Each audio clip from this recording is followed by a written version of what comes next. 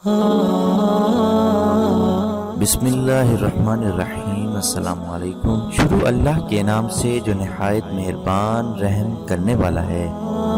نبی کریم صلی اللہ علیہ وآلہ وسلم نے فرمایا، اپنے مال کی زکوٰۃ ادا کرو کیونکہ وہ پاک کرنے والی ہے اور تمہیں پاک کر دے گی۔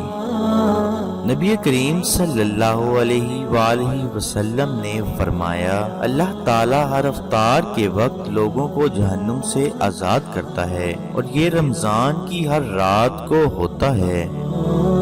اللہ عز و جل فرماتا ہے، میرا بندہ نفلی عبادت کے ذریعے میرے قریب ہوتا رہتا ہے حتیٰ کہ میں اس سے محبت کرنے لگ جاتا ہوں۔ نبی کریم صلی اللہ علیہ وآلہ وسلم نے فرمایا، انسان کی آخرت انہی کے ساتھ ہوگی جن سے وہ محبت کرتا ہے۔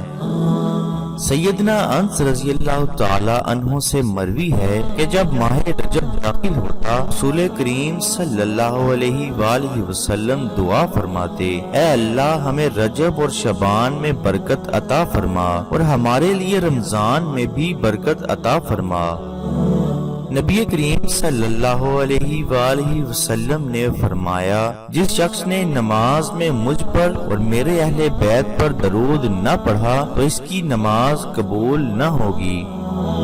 نبی کریم صلی اللہ علیہ وآلہ وسلم نے فرمایا، جب اللہ عز و جل کسی قوم سے محبت فرماتا ہے تو اسے آزمائش میں ڈال دیتا ہے۔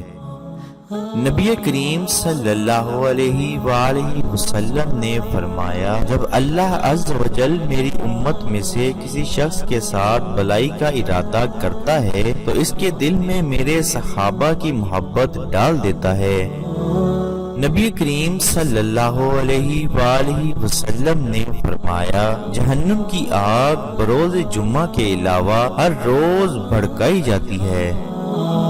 سیدنا عمر رضی اللہ تعالی عنہ نے فرمایا، میرے لیے آٹا نہ چھانا جائے کیونکہ میں نے نبی کریم صلی اللہ علیہ وآلہ وسلم کو بغیر چھانے ہوئے آٹے کی روٹی کھاتے ہوئے دیکھا ہے۔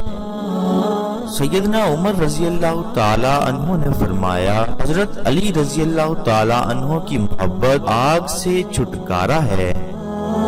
ام المومنین سیدہ عائشہ رضی اللہ تعالی عنہا نے فرمایا، میں نے کوئی عورت ان سے زیادہ دیندار، اللہ سے ڈرنے، سچی بات کہنے، ناطہ جوڑنے اور خیرات کرنے والی نہیں دیکھی۔